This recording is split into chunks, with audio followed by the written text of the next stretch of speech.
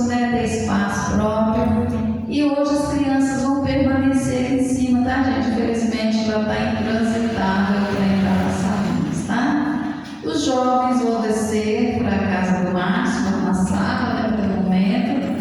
E eu convido o nosso professor de hoje, né, o nosso pastor Márcio, que vai trazer a palavra, tá, irmãos?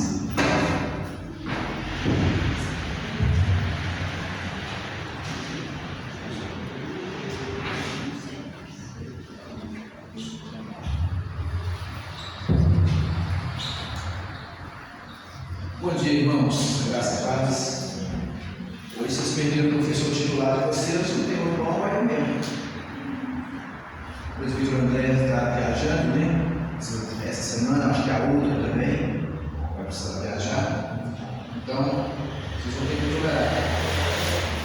Eu falei com ele que eu não daria continuidade na revista, não, porque ele já está num pique, já, né, de uma sequência muito boa, então eu prefiro deixar para que ele mesmo continue, tá bom? E eu vou estar trazendo estudos diferentes, tá ok? Só até a chegar aí no presbítero André. Convido você, abra sua Bíblia aí, no livro de Abacuque. Eu falo esses livros assim, né? Aí o crente fala, misericórdia, o que é isso, Abacuque? Mas eu vou te dar uma dica para aprender desde pequeno. Quando eu falei esses livros difíceis, é só você pegar lá de Malaquias, começa de trás para frente, no Antigo Testamento, você acha rapidinho. Tá? Abacuque, por exemplo, se não me engano, ele é o quinto livro de trás para frente. Aí você vê de trás para frente, fica mais fácil. Tá? Eu gostaria de pedir alguém aí para os homens, eles sempre ao lado da Daria ali, para dar um suporte para ele, livro, para dar uma força nele, para daí tem nos ajudado, tem congregado aqui conosco. Pedir a alguns irmãos e os homens, por favor, para que seja ao lado da Daria e dê esse suporte para ele ali. Em nome de Jesus. Irmãos, o texto todo, na verdade, ele é do 1 ao 19, tá? Mas nós vamos ler apenas os dois primeiros versículos, que é o que nós vamos estudar aqui, que é o interessante para nós aqui, tá? Aqui é a nossa base aqui. Então diz assim, irmãos, a palavra do Senhor. Abacuque, capítulo 3, apenas os versículos 1 e 2. Abacuque, capítulo 3, versículos 1 e 2. A oração do profeta Abacuque sob forma de canto. Tenho ouvido, ó Senhor, as tuas declarações e me sinto alarmado. Aviva a tua obra, ó Senhor, no decorrer dos anos, e no decurso dos anos, faze-a conhecida. Na tua ira, lembra-te da misericórdia.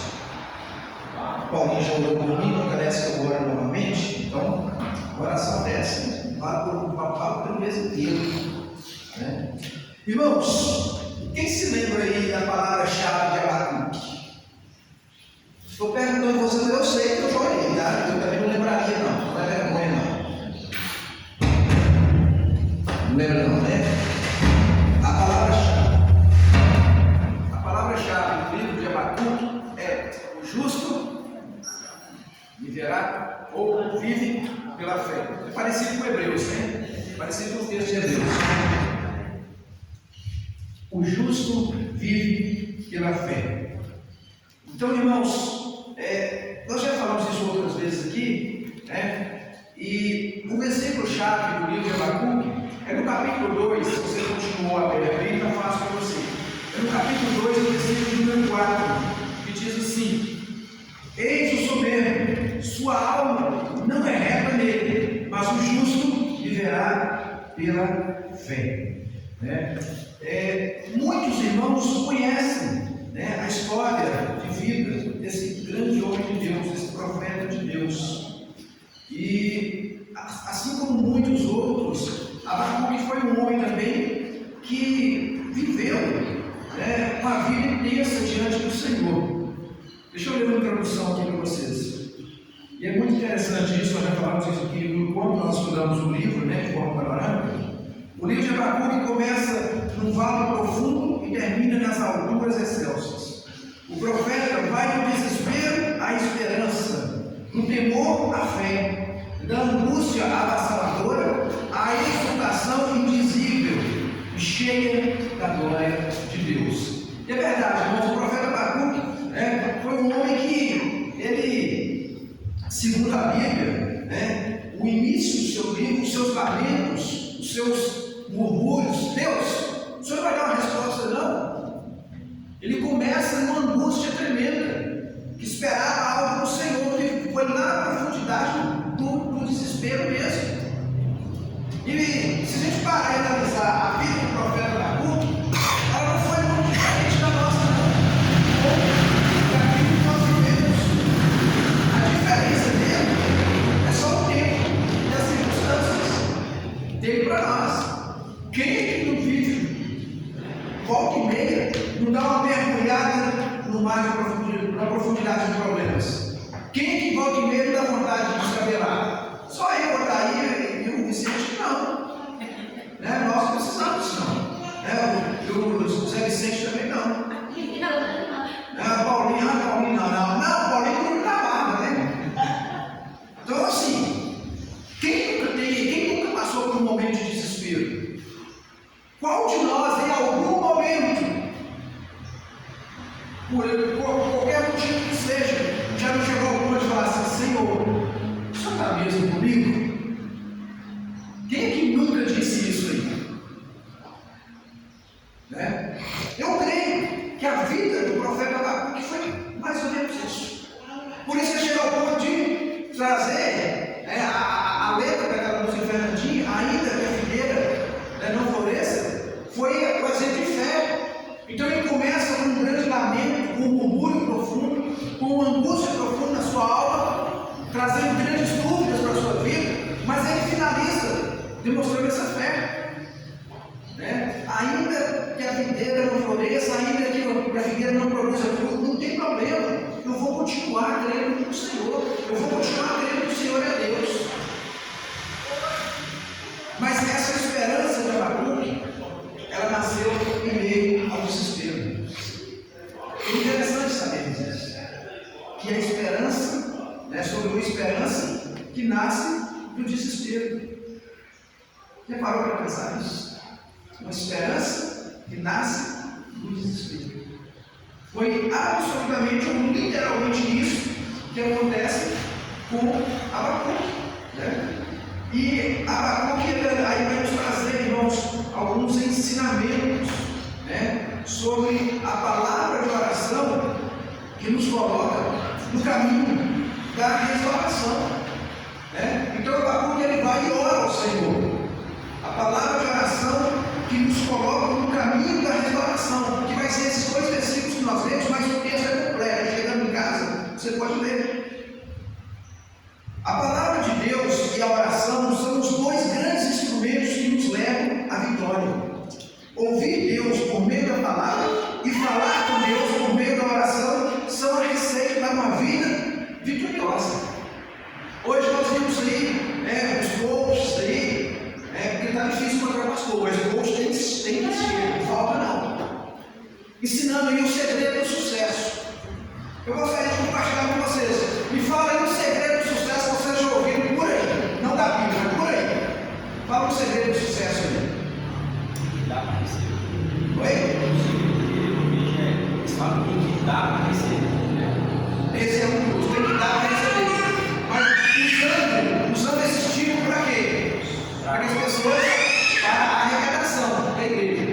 Não, você tem que dar para receber. Ou seja, como se Deus fosse algum barganha. Como se o evangelho fosse um evangelho de barganha. Como se o nosso Deus fosse um Deus de barganha. Quanto mais você dá, mais você recebe. Do meu ponto de vista, não é isso. Não é assim que funciona. Qual é outro método aí, que na cabeça de alguns é infalível aí para que você tenha a vitória? Nós vemos isso constantemente. Venha para a grande campanha do não sei do que, e receba a sua vitória. Fazer uma campanha de 7 dias, na concepção de alguns, é um método infalível de ser crente vitorioso. Aí nós chamamos de crente correnteiro. E os crentes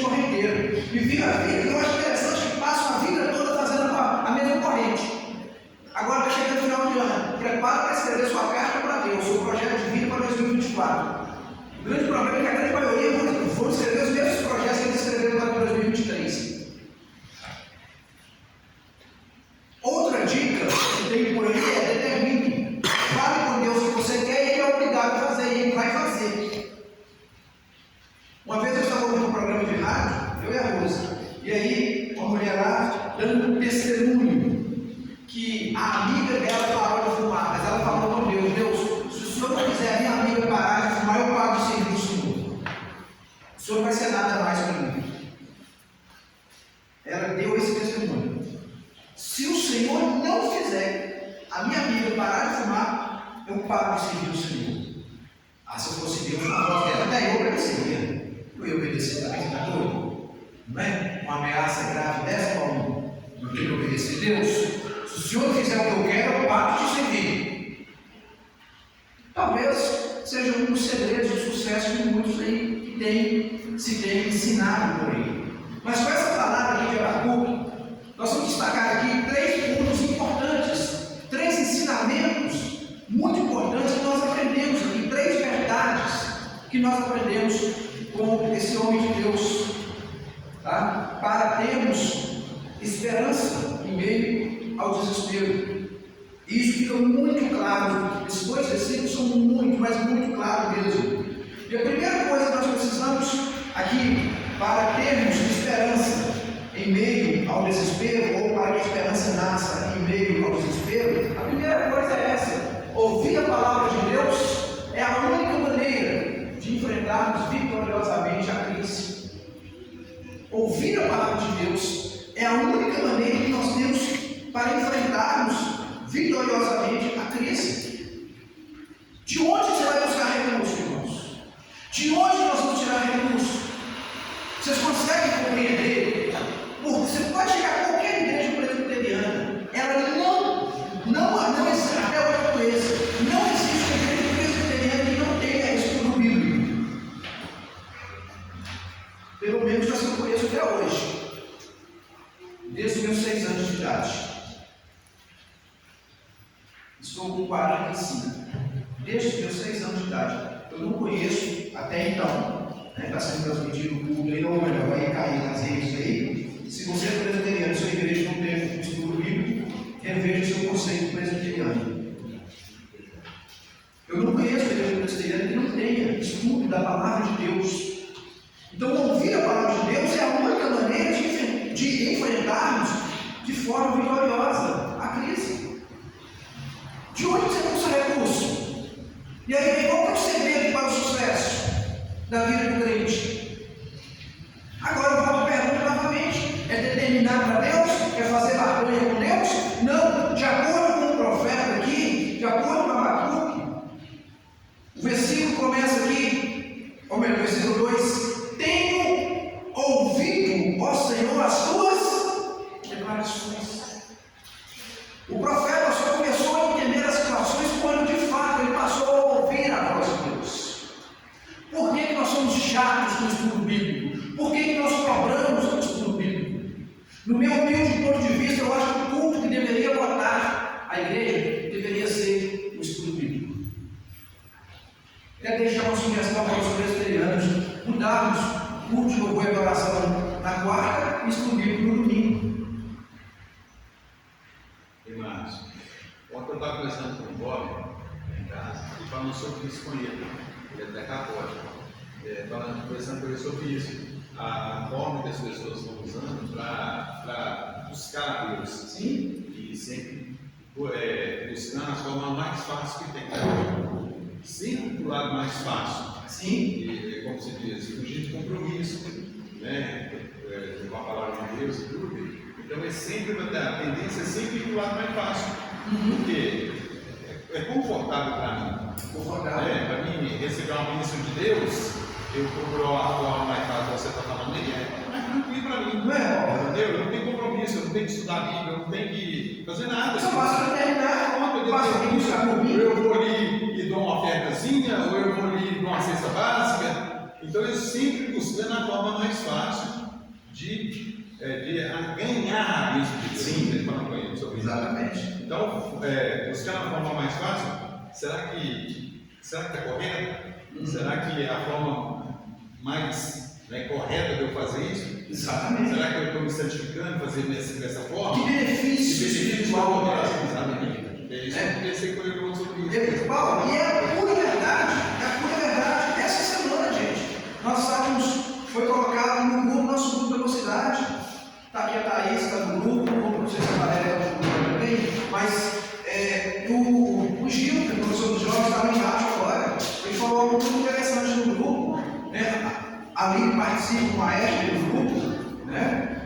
E o Gil colocou, e ele tem falado muito isso comigo, até sobre as nossas programações, né? Da importância de atrairmos os jovens pela palavra, não pelo oba-oba. Não que os nossos cultos tenham que encher somente o dia que vai ter lanche. Vou fazer isso porque aí atrai os jovens. Meu irmão, seja jovem, seja velho, seja criança, irmão, é o método mais errado que existe. As pessoas têm que ser atraídas por Cristo e não pela barriga. E olha quem está falando, hein? E olha quem está falando. E eu não me esqueço. Eu fui brincar com o meu marido, né, Paulinho?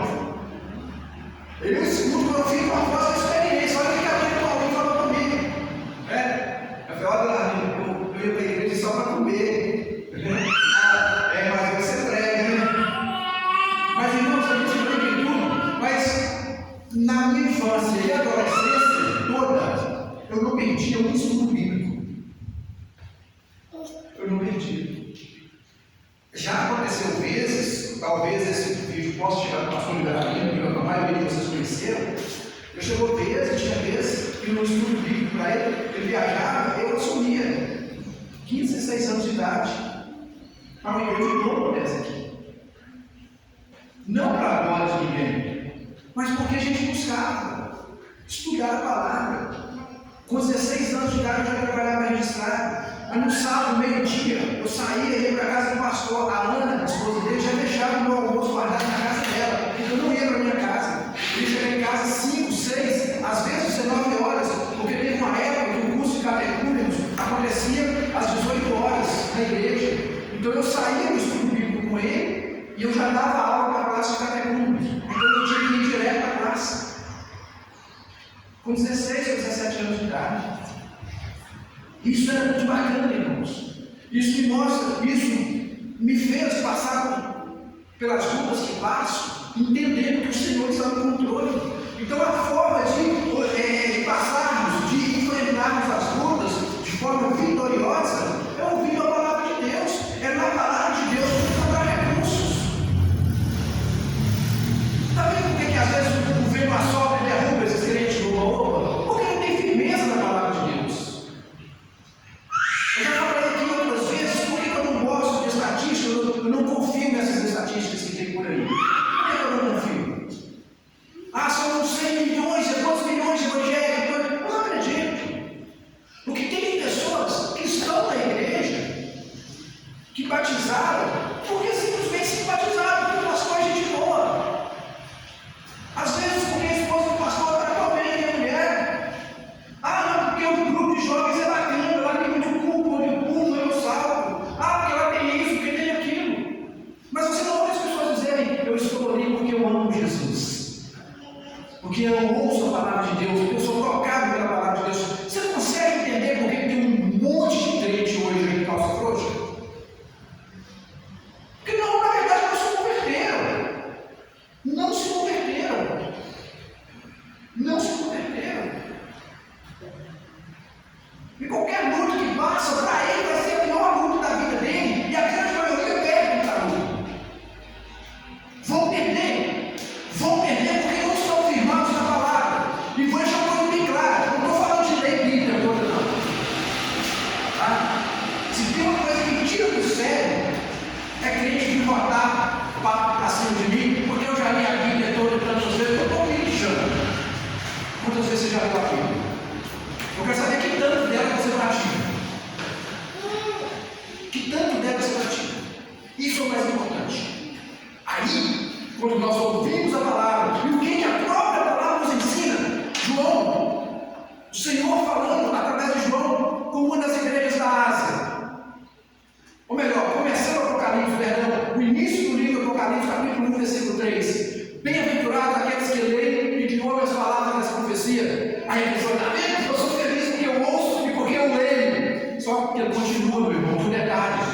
E guarda as coisas delas escritas, porque o tempo está próximo. Então, leia só um passo, meu irmão. Leia qualquer um, pode ler, ué. Não é Paulinho?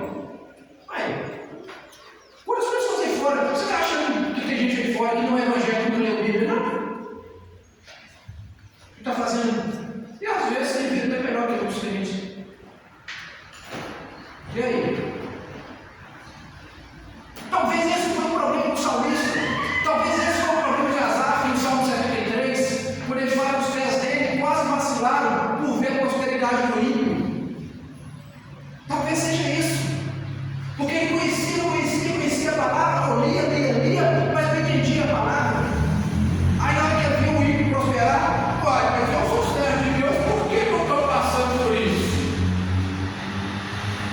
Aí o jovem vai lá e vira ateu. Não pratica a palavra de Deus.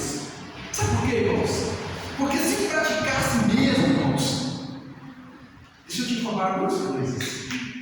Se as pessoas praticassem mesmo a palavra de Deus da forma que ela é, um monte de crente hoje em dia, nos nossos dias, estou falando, porque você conhece? Não estou falando de igreja local, estou falando de forma generalizada. Tá? Se conhecessem mesmo de fato, esses crentes conhecessem mesmo de fato, onde que eles estariam uma hora dessa?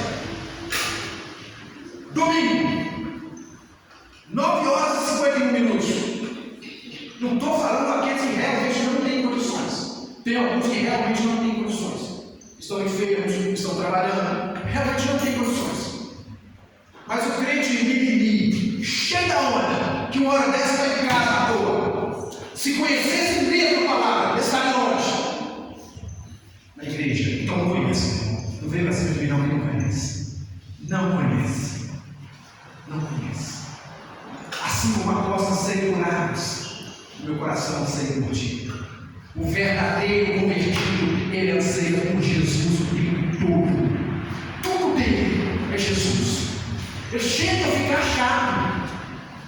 Ele chega a ser chato. Por isso que as pessoas, muitas vezes, dentro da própria casa, fulano, agora você virou crente, você ficou chato demais. Não é chatice, não, acabou Jesus. Tudo seu é Jesus, tudo seu é Jesus. E está errado. Errado. Se você já repreendeu alguém na sua casa porque ele é ruim por Jesus, cuidado, o errado pode ser você. O errado pode ser você. Reveja o seu conceito, o que é certo e o que é errado. Mas é que você tinha levantado a mão lá atrás? Não, se eu estava falando sobre a Bíblia toda, aquele Leandro Carnal que se diz ateu, ele já leu a Bíblia toda, várias traduções de Bíblia, vai refutar. Exatamente. Então, lendo a Bíblia toda, eu volto sempre procurar esse assunto, eu vou frisar isso. Tá? O diabo tentou pegar Jesus pelo pé, tentou fazer a armadilha para Jesus, ele usou o quê? A Bíblia. A Bíblia. Tá? Tentou usar a Bíblia. Por que um monte de crentes sem vergonha de fazer Bíblia hoje? Por que eles usam quando você vai mostrar para eles que estão errados? A Bíblia. A Bíblia. Quando você vai falar para crente que é errado em não querer congregar, não, aqui ó, eu sou igreja, eu sou o corpo de Cristo, eu sou igreja. E vai pegar um testemunho isolado, destroça ele, para poder usar como desculpa. É assim, não. Sabe, aí vocês conseguem entender que eu brinco sempre, eu falei isso aqui na sexta-feira, por que crente velho vira capeta? Crente velho vira capeta por causa disso, irmãos. Mas não é velho de idade, não, é velho de igreja mesmo. Principalmente crente que já leu a Bíblia toda 10, 15, 20, 30 vezes. Vira capeta. É porque conhece e não pratica. Conhece não, lê. Eu mudei radicalmente a minha concepção de virar para uma pessoa e falar assim, nossa, fulano conhece a Bíblia, hein? Não conhece. Se tiver desviado, não conhece. Se tiver com mimimi, não conhece. Se não tiver vivendo a vida que a palavra manda que tem que viver, não conhece. Não conhece. Eu mudei radicalmente a minha visão sobre essa expressão. Fulano conhece a Bíblia. Você viu que fulano conhece? Tá, mas está tudo errado. Conhece, será que conhece mesmo? Porque alguém tem que assumir a culpa. Ou esse alguém que conhece, ou Deus. Porque a palavra de Deus diz que quando alguém conhece a verdade, o que essa verdade faz? Então por que está na escravidão do pecado? Então pergunta, essa pessoa conhece? Não, meu irmão, essa pessoa pode ser um ótimo leitor. E a Bíblia para ele não passa ele lê a Bíblia como se fosse um mero jornal. Um mero jornal. Então, irmãos, a primeira forma de termos uma esperança em meio ao desespero é ouvindo a palavra de Deus. É ouvindo. Mas não é simplesmente ouvir e não praticar. É ouvir no sentido de colocar em prática. É ouvir no sentido de colocar em prática. E quando eu leio a palavra, eu recebo uma informação dela. Meu irmão, no mundo você vai ter aflição. Opa! Eu já sei que vou passar por isso. Eu estou sujeito a isso. Mas quando eu continuo a palavra, o que eu entendo também? Mas desde bom, eu também entendo que Deus está comigo. Um dos versículos que foi mencionado aqui agora pela manhã, parece coincidência, né? Mas não é não, é Cristo mesmo. Porque eu não sabia da devocional que a Maga faz, né? Porque já é algo, né, Maga? Ela não sabia talvez que fosse eu que ia pregar. Tá? Um dos textos mencionados aqui hoje, Pedro, lançai sobre ele as vossas ansiedades, porque ele tem cuidado de nós. A Bíblia me ensina que eu devo lançar sobre ele as minhas ansiedades. A Bíblia me ensina que eu devo confiar nele. Então por que eu estou querendo viver do meu jeito? Por que eu estou querendo resolver os problemas do meu jeito? Então eu não conheço, irmãos. Definitivamente. Então eu peço a vocês da nossa igreja, quando você vê alguém que não está praticando a palavra, que não está vivendo o evangelho, tá? E você sabe que essa pessoa já leu a Bíblia ou está lendo a palavra constantemente, viu? Não chame de conhecedor. Eu tive para ele leitor. Ó, fulano de um bom leitor na palavra, viu? Ó, excelente leitor. Porque tem muita gente que lê, são boas vezes, até porque gostam, né? Tem gente que, por exemplo, eu sei, o André já falou aqui, ele ama ler livros. Outras pessoas falam, tem gente aqui, né, tem gente que ama ler, Então, e você sabia que o livro, que a Bíblia, sem a ação do Espírito Santo, era um livro comum? A Bíblia lida, sem a ação do Espírito Santo, né? Eu gosto de dizer o seguinte, uma frase que eu falei uma vez: a Bíblia lida por pessoas comuns se torna um livro comum.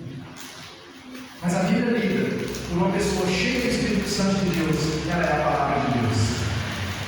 Então quem está lendo a Bíblia? É o máximo comum? É o homem natural máximo? Então, a palavra, então esse livro vai ser um livro natural, vai ser um livro comum para ele. Mas é o máximo que busca a presença do Espírito Santo, que pede a orientação do Espírito Santo, que pede Deus para falar com ele dentro da sua palavra? Sim. Então pode ter certeza, esse livro é a boca de Deus na vida dele. Então a primeira coisa, vamos lermos para termos a esperança em meio, para que a esperança venha nascer, né? Em meio ao desespero, e possamos ouvir a palavra de Deus, porque ela é a única maneira de enfrentarmos vitoriosamente no meio da crise, né?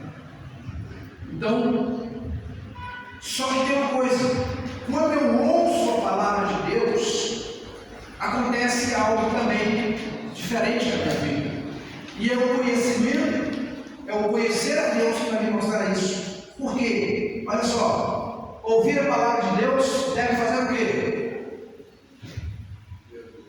Pode ler? Ouvir a palavra de Deus. Irmãos, crente que não gosta de oração é crente que não ouve a palavra de Deus. Crente que não gosta de oração é crente que não tem intimidade com Deus e com a sua palavra.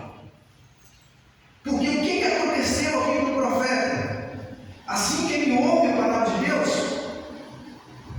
ou melhor, na verdade já é uma oração. Tenho ouvido ao Senhor as tuas declarações. E aí ele começa a sua oração. Então, assim que ele ouve a palavra de Deus, o que ele vai fazer? Vai orar. E nós vamos encontrar isso em outros personagens, em outros homens. Nós vamos encontrar isso em Neemias. Neemias, quando ouve a palavra de Deus, quando ele ouve sobre a assolação do seu país vivia, do seu povo vivia, a situação, o que ele faz imediatamente? Primeiro ele começa a chorar. Depois ele ora ao Deus do céu. O rei Ezequias, mesmo com suas dificuldades, quando ele recebe a carta de Senaqueribe, dizendo que iria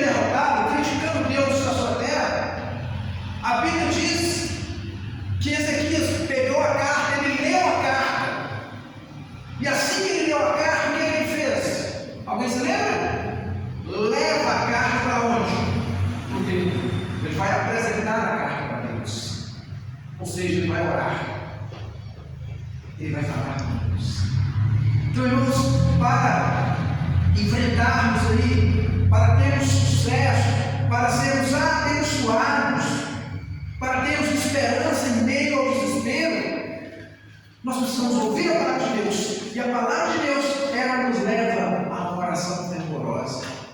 Ela nos leva a buscar a Deus. E aí eu volto um pouquinho atrás do que eu estava dizendo aqui antes. Por que a pessoa que diz que ora, que diz que conhece a Deus, mas não consegue dobrar o joelho e orar? Essa palavra não te leva a orar? Essa palavra não te incentiva a orar? Eu não tenho prazer em orar? E quando eu estou dizendo aqui, irmãos, eu não estou falando, mas quer dizer que está no reunião de oração toda sexta-feira. Não, nada disso. Nada disso. Seria bom, é bom se você puder vir, claro. Mas quando a gente fala de uma vida de oração, nós não estamos falando de um culto de oração. Nós estamos falando de uma vida de oração. Não é apenas um culto de oração. Por isso eu não posso limitar a vida da igreja a uma reunião de oração. Só hora que vem a reunião de oração. Não. Não, de forma alguma. Às vezes a pessoa não vem na reunião de oração, mas está acordada 2 horas da manhã orando. Não que isso justifique, que se você estiver disponível no horário da reunião de oração e puder vir para compartilhar com os irmãos e nos ajudarmos uns aos outros em oração, isso é fundamental também. Mas nós precisamos ter vida de oração. Porque quando eu ouço essa palavra, eu passo a ter uma vida de